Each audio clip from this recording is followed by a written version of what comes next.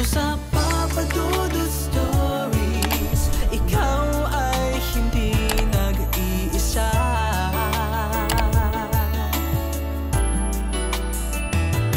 Dito sa Papa Dudut Stories, may nagmamahal sa'yo. Papa Dudut Stories. Papa Dudut Stories. Dear Papa Dudut, sa lahat po ng mga nakatutok ngayon, huwag pong kalimutan mag-like, mag-share at mag-subscribe. Maraming salamat po sa inyong lahat.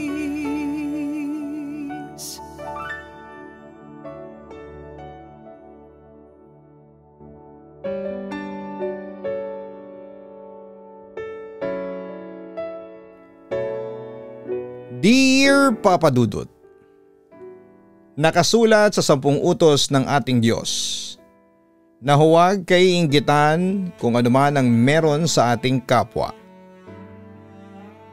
Pera man yan o karangyaan. Lalo na kung ang mga ito ay kanilang pinaghirapan. Dugo at pawis ang kanilang naging puhunan bago nila yon tuluyang nakamtan. Kaya't hindi natin dapat ipagdamot sa kanilang tagumpay na bunga ng kanilang pagsisikap.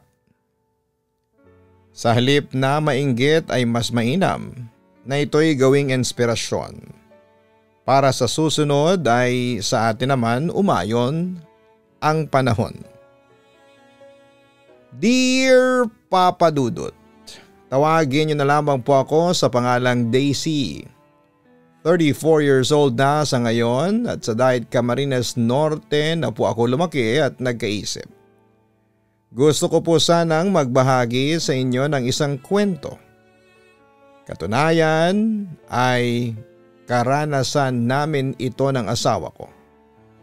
Matagal na rin po itong nangyari pero magpahanggang sa ngayon ay sariwa pa rin sa alaala ko ang mga nangyari. Mabait at napakasipag na tao po ang asawa kong si Nathan, Papa Dudut. Napakasimple lamang niya at hindi naman po sa pagmamayabang. Pero para sa akin ay wala siyang katulad. Hindi siya katulad ng ibang lalaki na laging nakatambay lang sa labas at nakikipag-inuman. Umiiwas din siya sa bisyo at sa barkada. Ang alam lang niyang gawin ay ang lagi magtrabaho at mahalin ako. Sa katunayan, Papa Dudut, matapos kaming ikasal noon ay gustong gusto na niya agad na mapalapit sa pamilya at mga kamag-anak ko. Gusto niyang ipakita sa mga ito na wala silang dapat na ipagsisi na siya ang napangasawa ko. At doon pa lamang, Papa Dudut, ay proud na ako. Isang mekaniko dito sa lugar namin sa Nathan. Nagpatayo kami ng maliit na talyer at ako naman ay nagbabantay lang ng munting tindahan naming naipundar noon matapos kaming ikasal. Madalas man na kinakapos kami sa pangangailangan sa bahay. Pero nagagawa naman namin ang paraan. Paminsan-minsan ay dumidiskarte rin ng iba na trabaho ang mister ko para kumita. Papa Dudut, sa sobrang bait niya, lahat halos ng mga taga rito sa amin ay nakakasundo niya. Siyang takbuhan ng mga namamasada sa amin kapag nagkakaaberya o nasisiraan ng mga gamit.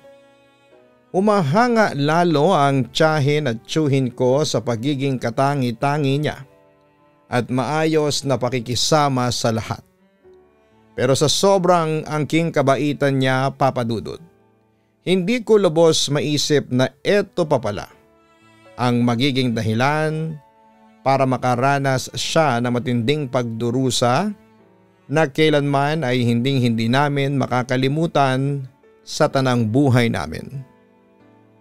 Isang beses nga, Papa Dudut, habang nasa garahe ang asawa ko at abala sa pag-aayos ng sirang jeep, dumating ang isang tiyuhin ko, si Tio Arnold, ang bunsong kapatid nila Mama. Binati niya kami at agad na lumapit sa asawa ko. Umakbay pa nga ito kay Nathan at panay ang pagbulong. Yung tipikal na usapang lalaki. Tawa naman ang tawang asawa ko habang kausap ang tiyuhin ko. Ako naman ang sandaling yon ay pumunta sa kusina para ipagtimpla ng kape si Tiyo. Nang makalabas ako, bitbit ko na ang isang tasa ng kape. Pero hindi ko na naabutan pa si Tiyo. Ang sabi ng asawa ko ay nagmamadali raw na umalis matapos niyang iabot ang perang hiniram nito sa kanya. Napailing na lamang ako ng sandaling yon. Tinanong ko siya kung magkano naman ba ang inabot niya sa tiyuhin ko. Malaki pa kasi ang balanse nito sa amin at ni isang beses ay hindi ko pa naalalang nagbayad ito sa amin. Pero imbes na sagutin ako ng asawa ko ay yumakap lang siya sa akin at humalik. Napabuntong hininga na lamang ako. Kilalang kilala ko kasi si Tio Arnold Papadudut. Isa siyang dakilang manghihiram. Pero kahit na kailan ay hindi kayang magbalik ng hiniram. Sa kanilang magkakapatid ay tanging siya lamang ang hindi nakapag-asawa dahil sa pag-uugali niyang yon. Lasenggo din siya. Bukod sa palautang ay maluho din kahit na wala namang trabaho. Literal na ugali ng taong walang mararating sa buhay. Ganun po. Yon ang eksaktong nakikita ko sa tiyuhin kong yon. Isa siya sa dahilan kaya bumukod agad ako noon nang makapagtapos ako. Naganap ako ng trabaho sa kabayanan at nangupahan at iniwan ko si mama. Kahit na malaki ang alinlangan kong gawin yon pero kailangan. Kasi hanggat kasama namin si Tio Arnold ay hindi ako mapapanatag doon. Magpahanggang sa ngayon kasi. Doon pa rin naninirahin ng tiyuhin kong batugan kasama ni mama. Lalo akong napasimangot. Kitang-kita ni Nathan na tumaas na naman ang kilay ko. Kung kaya't inagapan na niya agad ako ng lambing. Binulungan pa niya ako na hayaan ko na lamang at baka wala pa raw pambayad. Wala naman akong nagawa, Papa Dudut. Sobra kasing mapagbigay ng asawa ko. Wala siyang pakialam kung magbabayad pa ba o ibabalik pa ba o hindi na ang hiniram sa kanya. Ako tuloy itong nagmumukhang masama dahil ako pa ang nagagalit kapag hindi na ibabalik ang hinihiram sa kanya lalo na pagdating sa pera. Pasalamat na lang talaga ako, Papa Dudut, dahil wala pa kaming anak ni Nathan ng mga panahong yon. Kaya ang naitatabi naming pera ang siyang madalas niyang ipahiram sa mga nangungutang sa kanya. Lalong-lalo na ng tiyuhin kong yon. Makalipas nga lang ang isang linggo noon habang pauwi ako galing palengke ay nakasalubong ko si Tio Arnold. Kakalabas lang nito galing sa garahe namin at nakita kong galit na naglalakad patungo sa direksyon ko. Tinawag ko pa nga siya para kausapin sana pero hindi man lang niya ako pinansin noong una. Pero nang malapitan na niya ako ay dinuro-duro na niya ako na parang nagbabanta bago ako lampasan. Nagtatakang pumasok ako ng bahay at agad na tinanong ang mister ko kung ano ang nangyari. Bakit lumabas ng bahay namin ang tiyuhin ko na gano'n ang aura? Binanggit ko din sa kanya ang panduduro nito sa akin na parang sasaktan na nga ako. Napailing si Nathan at nagbuntong hininga, Papa Dudut.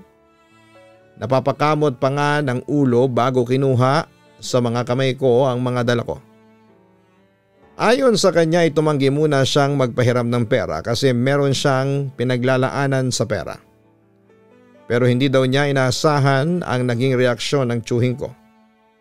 Sobrang nagalit daw sa kanya at nagbitaw pa ng masasakit na salita na ikinasakit din ang kalooban niya. Papa Dudut. Naawa ko sa mukha ng asawa ko nang makita ko siyang malungkot. Yun din kasi ang kauna-unahang pagkakataon na ramdam ko ang pagkadismaya niya sa nangyari. Kaya kinagabihan noon ay pumunta ako sa bahay ni mama para kausapin ang tiyuhin ko. Mabilis lang naman akong nakarating doon dahil halos magkatapat lang naman ang mga bahay namin. Mahinahon naman akong nakipag-usap ng mga oras na yon, Papa Dudut. Pero dahil nagkataon na nakainom ang tiyuhin ko. Kung kaya't para sa kanya ay ibang naging intensyon ko. Sabi niya ay masyado raw kaming nagmamataas ng asawa ko at napakadamot daw namin. Sumama ang loob ko sa mga pinagsasabi niya, Papa Dudut. Ni hindi man lang niya naisip ang dahilan ng pagtanggi sa kanya ni Nathan.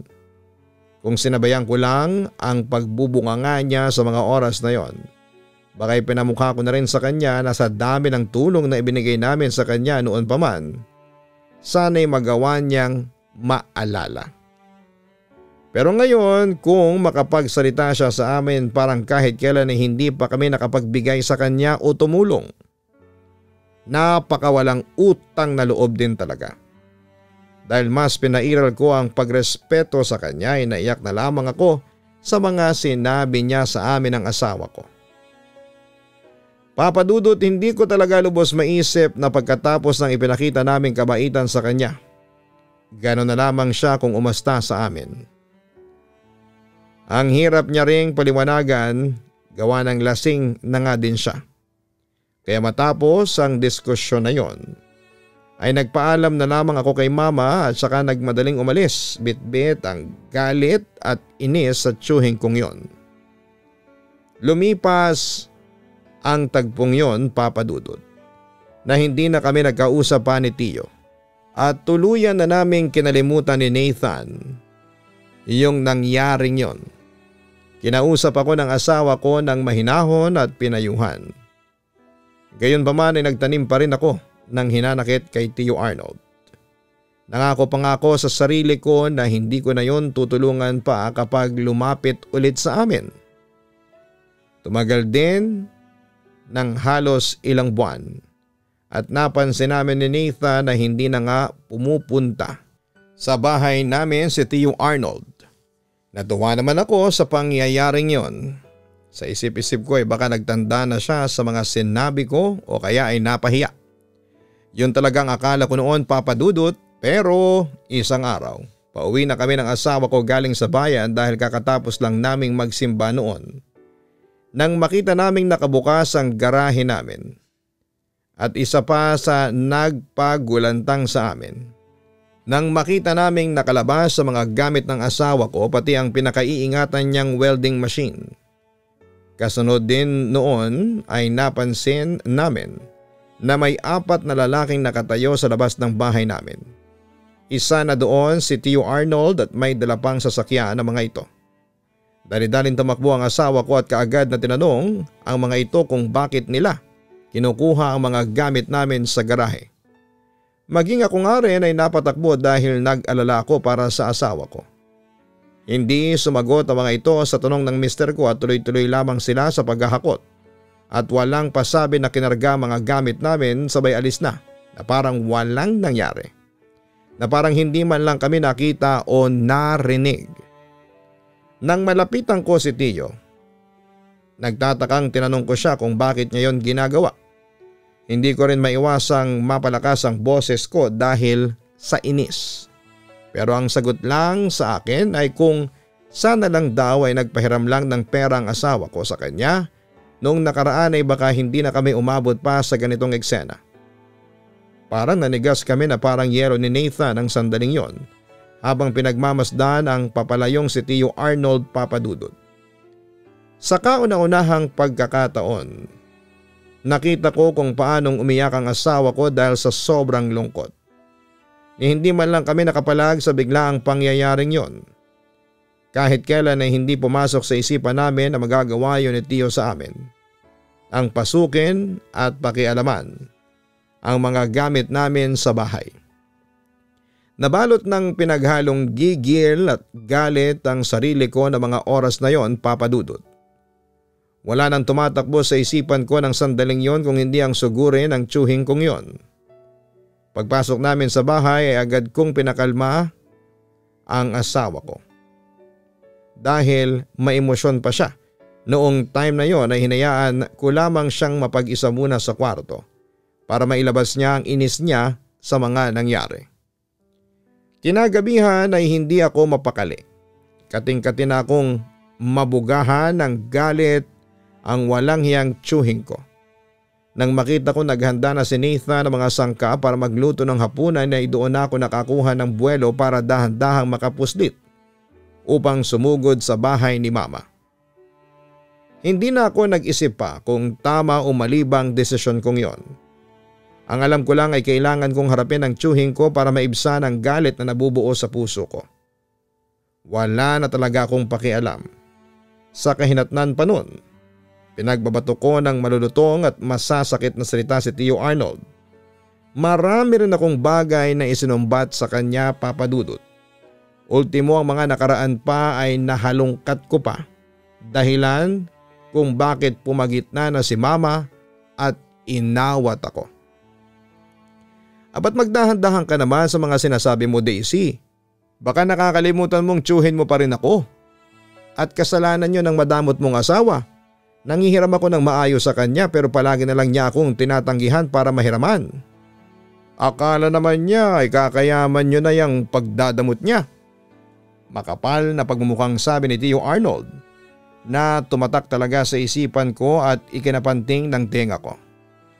Hindi din ako nagpatinag sa kanya ng mga oras na yon, Papa Dudut. Buong lakas din akong nakipagsagutan sa kanya. Wala na akong pakialam pa sa kung ano man ang mangyari sa akin. Binuhos ko talaga lahat-lahat. Mabuti na lang at nandun si Mama para awatin kami, kundi baka umabot pa sa sakitan.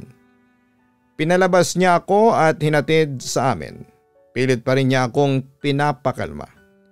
Maging ang asawa ko ay napalabas na din at nagtataka sa mga nangyari. Agad siyang lumapit sa tabi ko habang kinakausap ko si Mama. At sinabi ang lahat ng pinagagawa sa aming mag-asawa ng magaling niyang kapatid. Pero napabaling lang si Mama na parang ayaw pa niyang maniwala na nagawa yun ni Tio Arnold sa amin. Kaya maging si Mama ay nasigawan na rin at napalaya sa pamamahay ko dahil sa galit na nararamdaman ko. Nainis na rin tuloy ako kay Mama kasi lagi niyang binibaby ang kapatid niyang yon. Sa inis ko ay napaiyak na lamang ako at doon ko naramdaman ang yakap ng asawa ko. Narinig kong sabi niya na napasobra daw yata ako kasi pati si Mama ay dinamay ko.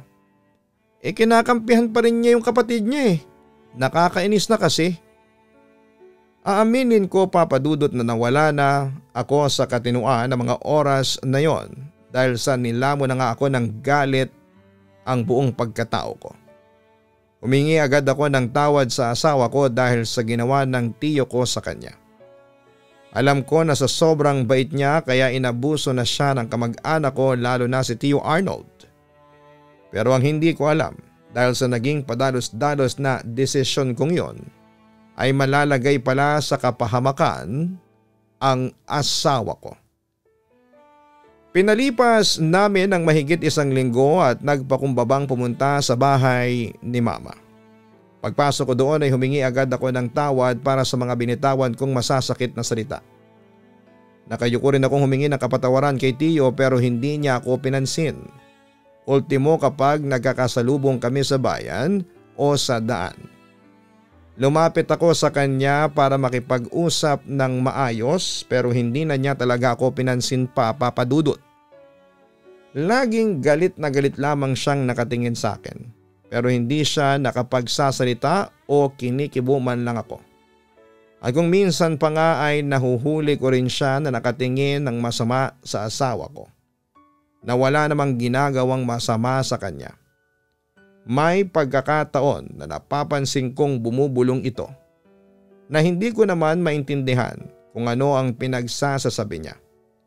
Sa isip-isip ko nga, Papa Dudut, kung ayaw niya talagang tanggapin ang paghingi ko ng tawad sa nasabi ko sa kanila ni Mama, ay wala na akong magagawa pa. Siya na nga ang nakagawa ng mali sa amin ang asawa ko ay siya pa itong may ganang magalit. Pero inaamin ko rin naman talaga na nagkamali po ako at napasobra sa mga nasabi ko sa kanila. Mas matanda si Tio sa akin para batuhin ko siya ng masasakit na salita at alam kong hindi po yun tama. Pagkatapos ng pangyayaring yon, Tahimik na lang ulit kaming namuhay ni Nathan. Tinanggap na namin ang tuluyan ang nangyari at paunti-unti nang bumawi na lang. Ang mga naitabi naming pera ay binili na lang ulit namin ng mga gamit na ibinenta ni Tiyo noon. Para kahit papaano ay tuloy pa rin ang trabaho ng asawa ko.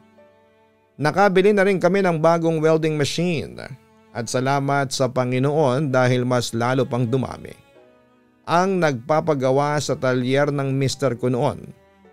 Maraming bagong mga kliyente ang dumarayo at ang iba ay galing pa sa karatig baryo namin. Nakakatuwa din na bumabalik pa din ang mga dating kliyente ni Nathan. Tuwang-tuwa kami noon sa paglago ng negosyo niya. Dahil din doon ay napalaki ko rin ang mumunti kong tindahan. Nagpalagay na rin kami ng gate para sa seguridad namin. At pag-iingat na rin sa talyer ng asawa ko. Ilang linggo lang din ang lumipas noon ay dinagsa kami ng mga kliyente pero pagkatapos noon ay parang humina rin ulit dahil sa ginawang paninira ni Tio Arnold. Ipinagkalat niya sa buong baryo namin na adik daw ang asawa ko. At kaya raw maraming nagpupunta sa bahay ay hindi para magpagawa ang iba sa mga kliyente kundi dahil naghahatid daw ang mga ito ng supply ng droga. Dahil sa takot na madamay ang ibang tao ay iniwasan kami ng iba. Yung inis ko talaga noon, Papa Dudut, ay parang sobrang puot na ang nararamdaman ko nang malaman ko na si Tiyo mismo ang nagpakalat noon. Hindi ko alam kung baliw na ba ang tiyuhin kong yun o sobrang naiinggit lang sa amin. Siya yata itong adik kasi ang dami niyang alam na paratang para makapanira lamang. Ipinarating ko yon kay Mama pero gaya ng dati ay pagpasensyahan ko na lang daw. Yun na lamang ang sinabi niya. May isang gabi noon, Papa Dudut, na nalate akong umuwi galing sa bayan. Naggrocery kasi ako noon dahil kaunti lang ang laman ng tindahan namin. Naabutan kong nakahiga si Nathan sa mahabang upuan namin sa sala. Nakatalokbong siya ng kumot na parang giniginaw siya. Kaya dali-dali kong inilapag ang mga dala ko at kaagad na kinapa ang noo niya. Sobrang init niya noon, Papa Dudut. Kaya medyo nataranta na ako. Minsan lang kasi siyang magkasakit pero grabe yon kapag nagkataon. Tinanong ko siya kung uminom na ba siya ng gamot pero umiling lamang siya at saglit na umungol. Nagpaalam akong kukuha ng tubig at gamot para painumin siya. Kumuha na rin ako ng bimpo para punasan siya ng mapawi ang sobrang init ng katawan niya ng mga sandaling yon. Nang gabing yon, Papa Dudut, ay hindi ako mapakali at nababalisa ako at hindi ko na rin magawang makatulog. Dahil sa mayat mayang pagpupunas ko kay Nathan, hindi kasi bumababa ang lagnat niya, kundi lalo pang tumataas. Dumating pa sa puntong grabe ang panginginig ng katawan niya, Papa Dudut. Kinabukasan ay kaagad kaming pumunta sa bayan para patingnan siya sa ospital. Ang sabi ng doktor ay baka napagod lang ang asawa ko sa matinding trabaho kaya't inatake ng mataas na lagnat. Maraming kaso na raw ang ganong uri ng sakit kaya binigyan na lang niya kami ng gamot at vitamins bago pinauwi. Ibinilin sa akin ng doktor na dapat nasa tamang oras daw palagi ang pagpapainom ng gamot para mabilis na gumaling si Nathan. Lahat ng bilin ng doktor sa akin ay ginawa ko. Pero ilang araw na rin ang lumipas. Parang pakiramdam ko ay wala namang nangyayari sa ikabubuti ng lagay ng asawa ko. Para bang lalong lumalala. Kaya nagdesisyon ako magpa-second opinion. Katunayan nga po, Papa Dudut, ilang doktor at ospital ang nilapitan namin. Pero wala talagang pagbabago sa asawa ko. Sobrang awang-awa ako sa kalagayan niya. Lalo na noong bigla na lamang siyang tinubuan ng malaking bukol sa leeg at nagkaroon ng mga sugat sa balat. Naging mabilis din ang pagbagsak ng timbang niya sa loob lang ng ilang araw. Dahilan para mamayat siya. Lagi na siyang nawawala ng ganang kumain. Kahit pag-inom ng tubig ay naging pahirapan na rin sa kanya. Dahil nahihirapan na rin siyang lumunok. Maging sa pagtulog ay hirap na rin siya. dahil sa nararamdamang pagkirot ng mga bukol sa leeg niya. Lagi din niyang iniinda ang hapdi ng mga sugat, Papa Dudut, sa kanyang balat. Napansin ko din na sa bawat pag-ikot ng orasan ay unti-unti ring lumulobo ang tiyan niya habang ang mga kamay at paa niya ay tila mga buto na lamang sa sobrang payat na. Ayon sa mga naririnig kong bulong-bulungan ng mga tsismosa dito sa baryo namin, baka kinukulam o binabarang na raw ang asawa ko. Narinig ko pa nga sa mga ito na baka raw totoo ang sinasabi ni Tio Arnold na isa raw sa mga nagbebenta ng droga dito sa amin ay ang asawa ko. Kaya nagkasakit na daw. Imposible raw kasi na umangat ng ganon kabilis ang buhay namin dahil lang sa paggawa ng mga sasakyan sa talyer. Nagpanting talaga ang tenga ko sa narinig kong yon, kaya agad kong nilapitan si Aling Shirley at ang mga kasama pa nitong mga nagkukumpulan. Kinompronta ko silang hindi totoo ang tungkol sa pinapakalat ng tiyo ko dahil mabait ang asawa ko. Pero git ng matanda na wala raw akong alam sa totoong kwento. Nagbabalat kayo lamang daw ang mister ko para hindi ako maghinala sa totoong ginagawa nito. Ayon pa dito ay madalas daw nilang nakikita na may mga lalaking pabalik-balik sa amin at may inaabot na kahon sa asawa ko. Nang mga oras na yon ay gusto ko na talagang sabunutan si Aling Shirley. Nakapagtimpi pa talaga ako dahil iniisip kong matanda na ito, kaya hindi ko na lamang siya pinatulan pa. Pinaliwanag ko na lamang sa kanila lahat ng tungkol sa lalaking sinasabi nitong nag-aabot ng pinaghihinalaan nila sa asawa ko. Sabi ko ay mahalaga ang piyesa yung laman noon na pinapaayos ni Joseph, ang bunsong kapatid ng asawa ko. Madalas itong pabalik-balik sa bahay dahil pinag-uusapan nila ang pagbebenta ng lupa na minana nila sa mga magulang nila. Sinabi ko din na may roong 2 kapatid na lalaki pa ang asawa ko. Hindi ko lang napakilala kina mama kasi busy pa ang mga ito sa pag-aaral. Papa Dudut, matapos kong palagan ng grupo ni Aling Shirley ay nagsipulasan ng mga ito. Binantaan ko rin sila na kapag hindi pa sila tumigil sa kakachismis tungkol sa asawa ko ay ipapabarangay ko na talaga silang lahat. At nang paalis na ako sa may hindi kalayuan ay napansin ko ang tiyuhin kong nakatingin sa akin at nakangiti pa ng kakaiba. Sandali lang yon pero parang nangaasar siya, Papa Dudut. Panay din ang pagbuga niya ng usok mula sa sigarilyo. Hindi ko na lang siya pinansin at umuwi ako ng bahay.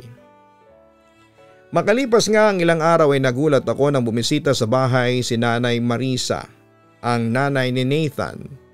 Kasama nito ang 2 anak niyang sina Joseph at Kevin. Nabalitaan daw nilang nangyari kay Nathan kaya napasugod sila sa amin. Kinumusta agad nila kami, lalo na ang kalagayan ng asawa ko. Nagtataka sila sa mabilis na pagpayat ni Nathan. Papadudot ng sandaling yon ay hindi ko maipaliwanag ng maayos sa mama at sa mga kapatid ng asawa ko ang totoong nararamdaman niya. Maski din kasi ako noon ay walang ideya kung bakit nagkakagano ng mister ko. Sinabi ko na rin sa kanila na halos lahat ng ospital ay napuntahan na namin pero hindi talaga siya gumagaling. Walang makita ang mga doktor tungkol sa pinagmumula ng kalagayan niya. Ultimo, ang mga perang na itabi namin ay nagastos ko na rin pero wala talagang nangyari. Sa pagkakataong yun ay humingi na ako ng tulong sa pamilya ni Nathan dahil wala na rin akong matatakbuhan pa. Umiyak akong nagmakaawa sa kanila na tulungan ako sa sitwasyong kinakaharap ng asawa ko. Ate, nasubukan mo na bang patingnan si kuya sa albularyo? Tanong sa akin ni Joseph. Napailing ako bigla, Papa Dudut. Hindi kasi ako naniniwala sa albularyo. Kailanman ay hindi pa ako lumapit sa ganoon para magpagamot. Pero dahil sila ang may gustong ipasuri ang asawa ko sa albularyo ay pumayag na lang din po ako. Ang importante kasi sa akin noon ay gumaling na sana si Nathan. Nang araw ding yon ay nagpatawag sila ng kakilala nilang albularyo. Pagdating sa bahay ay agad na sinuri ang asawa ko at ayon sa manggagamot ay kinulam nga daw ang asawa ko. Napaiyak na lamang ako sa narinig ko dahil sa halo-halong emosyon. lungkot, galit at pagkalito at maging pagod. Sobrang bait ng asawa ko para danasin ang ganitong kalupitan at parusa. Ayaw kong paniwalaan ng sinabi ng albularyo pero kakaiba talaga ang nararamdaman ko noong time na yon. Pinatahan ako ng biyenan ko sa pamamagitan ng mahigpit na yakap dahil hindi ko na kinakaya ang mga nangyayari. Ipinagpatuloy ng matanda ang panggagamot sa asawa ko. Ilang sandali ang lumipas, sabi ng albularyo. Natanggal na raw niya ang nilagay na kulam sa asawa ko. Mabuti na lang daw at napaaga pa ang pagtawag sa kanya dahil kung naabutan pa ng ilang araw ay baka hindi na raw kayanin pa ng katawan ni Nathan ang pagpapahirap sa kanya. Dagdag pa nito, galit at inggit daw ang naging sanhi ng kulam kung kaya't nagawang parusahan ng matindi ang kaluluwa ng asawa ko. Sobrang pagtataka at pag-iisip kung sino man ang pwedeng gumawa noon. Pinaliwanag naman ng albularyo ang lahat sa akin, Papa Dudut. Ayon dito, nakausap niya daw ang kalaban niyang mangkukulam at nagapi niya ito. Tinanong niya rito kung sino at ano ang dahilan kung bakit pinahihirapan niya ang taong ginagamot niya. Sagot daw ng mangkukulam ay may nag-utos lang daw sa kanya. Binayaran daw siya ng taong may galit sa asawa ko para gawin ang bagay na yon. Ang binanggit din daw na pangalan ng mangkukulam ay Arnold daw ang pangalan ng taong nag-utos. Sa narinig namin ay natigilan po ako. Napapaisip din ako na paano nito nalaman ang pangalan ng tiyo ko. Nagkataon lang kaya pero doon ko lang din napagtanto na si Tiyo Arnold nga pala ang naalala kong may galit sa amin. Tinanong ulit ako ng albularyo kung kilala ko ba ang taong yon. Sabi rin niya ay kaya din daw niyang ibalik sa taong nag-utos ang kulam. At sa pangalawang pagkakataon ay muli siyang nagtanong kung ibabalik ko ba o hindi na. Nag-uumapaw sa galit ang kalooban ko ng mga sandaling yon, Papa Dudut, kaya diretsyong sumagot ako ng oo. Wala akong nararamdamang awa kahit katiting para sa tiyuhin ko dahil sa nakikita kong paghihirap ng asawa ko. Ilang beses pa akong tinanong ng albularyo kung sigurado ba talaga ako sa desisyon kong yon. Ang sabi niya, higit pa sa tripleng sakit ang mararamdaman ng taong mababalikan ng sumpa. Kapag nasimula na daw niya ang ritual ay hindi na yon mababawi pa. Kinausap din ako ng biyanan ko tungkol sa tiyuhin ko at handa naman daw silang patawarin ito basta humarap ng maayos sa kanila para humingi ng taus-pusong kapatawaran. Subalit naging bato ang puso ko ng mga oras na yon, Papa Dudut.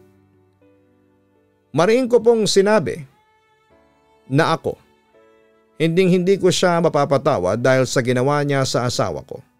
At kung talagang siya ang may gawa ng paghihirap ni Nathan ay sa kanya babalik ang kulam na pinagawa niya. Kaya nang sandaling yon ay wala ring nagawa ang biyanan ko kundi ang sundin ang kalooban ko. Papa Dudut, makalipas nga ang ilang araw ay naramdaman kong unti-unti nang nakaka-recover ang mister ko. Nawala na rin ang mga nararamdaman niyang kirot at sakit, lalong-lalo na ang mga bukol niya sa kanyang leeg. Gumaling na rin ang tuluyan ng mga sugat niya sa balat.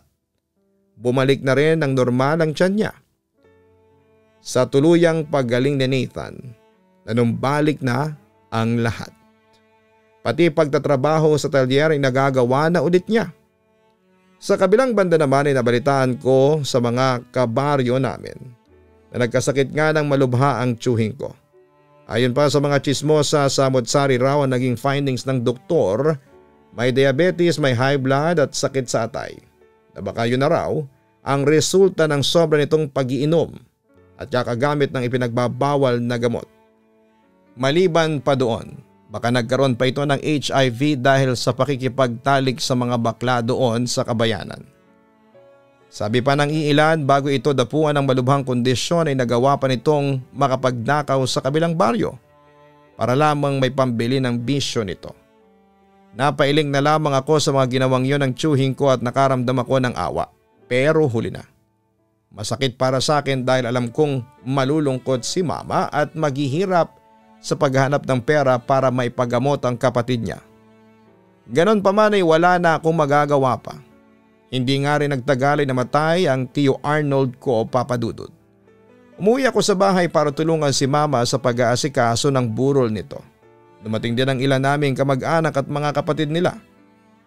Habang nakatingin ako sa salamin, ang kabaong niya ay panay ang paghingi ko ng kapatawaran sa nagawa kong desisyon. Noong time na yon, pinagsisihan ko yon. Nadala ako ng galit kung kaya't hindi na ako nakapag-isip ng maayos. Pinagdarasal ko na lamang kung nasaan man siya ngayon na sana'y mapatawad niya ako. Papa Dudut, matapos ang libing ay kinuha ko na si Mama sa bahay niya at nakiusap ako kay Nathan na kung pwede sa bahay na lamang namin si Mama tumira. Wala namang naging problema doon dahil pumayag naman ang asawa ko. Agad din kaming naghanap ng mapagbebentahan ng bahay at lote ni Mama. Nang mabili nga yun ay agad din siyang lumipat sa amin at alam kong puno ng alaala ang bahay na yon para sa kanya. Gayon pa man ay kailangan ng mabaon yun sa limot dahil hindi maganda ang mga alaalang nangyari doon. At para maibsan na rin ang kalungkutan ni Mama sa mga pangyayari, hindi ko rin po kasi pinagkait sa kanya ang katotohanan. Ipinagtapat ko sa kanya ang dahilan kung bakit pumanaw si Tio Arnold. Pinaliwanag ko ng maayos ang lahat-lahat. Alam naman niya ang hirap namin nung magkasakit si Nathan na halos ikamatay nito dahil sa kagagawa ni Tio Arnold. Sinabi ko lahat kay Mama dahil hindi kaya ng konsensya ko na ilihim yon. Nalungkot man siya sa narinig pero wala na siyang nagawa kundi ang tanggapin ang lahat. Sabi din niya, siguro yun talaga ang paraan ng Diyos para tumigil si Tio sa masamang gawain niya noong nabubuhay pa. Namuhay kami ng maayos ni Nathan kasama ang mama ko, Papa Dudut, at sa awa naman ng Diyos, nalampasan at natanggap din namin ang mga nangyari sa bawat pag-usad ng taon.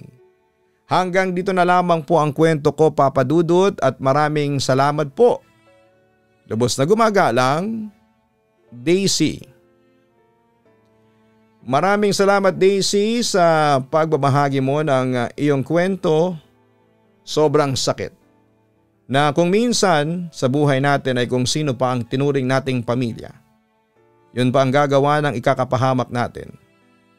Napakabuti rin ng biyanan mo dahil handa siyang patawarin ang tiyuhin mo sa kabila ng ginawa nito sa kanyang anak. Pero ang nakakalungkot lang din dito ay ang naging desisyon mo noon. Nagpadalos-dalos ka at nagpadala sa galit kung kaya't may isang pumanaw na mahalaga sa mama mo. Pero gaya na nga rin ang sinabi ng mama mo, siguro'y paraan na yon ng langit para tumigil na siya sa mga maling ginagawa niya. Masakit talagang isipin na may nawawalay tayong mahal sa buhay pero ika nga nila, ang lahat ng nangyayari ay may kadahilanan. Sa kwento ng ating sender ngayon naway matutunan po natin na huwag mainggit sa kapwa natin. At huwag pong abusuhin ang mga mababait sa atin, matuto tayong tanggapin kung ano lang ang meron tayo. Magpasalamat tayo sa Panginoon sa biyayang natanggap at tinatanggap natin. Huwag na huwag tayong maninira ng ating kapwa para lamang sa pansariling kapakanan.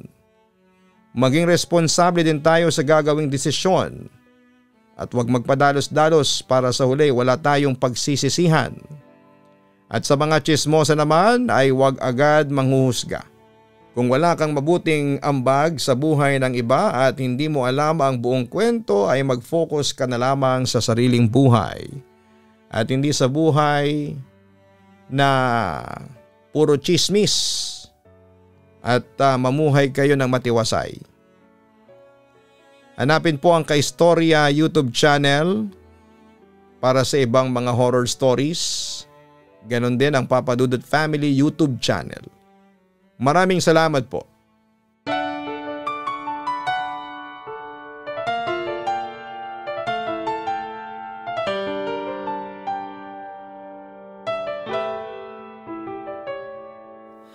Ang buhay ay mahiwaga,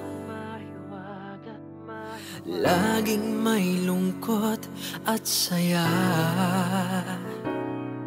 Sa Papa Dudut Stories, laging may karamay ka.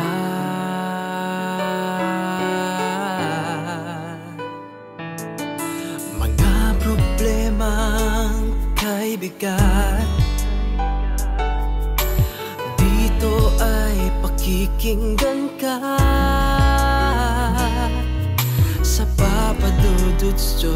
Stories. Kami ay iyong kasama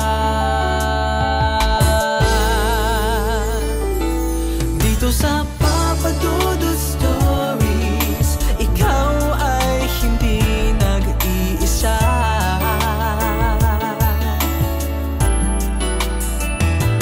Dito sa Papa Dudut Stories, may nagmamahal sa'yo.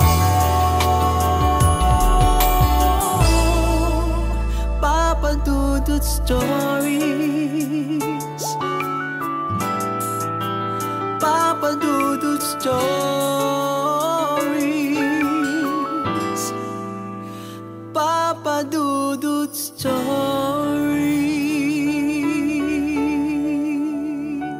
Dito sa Papa Dudut Stories.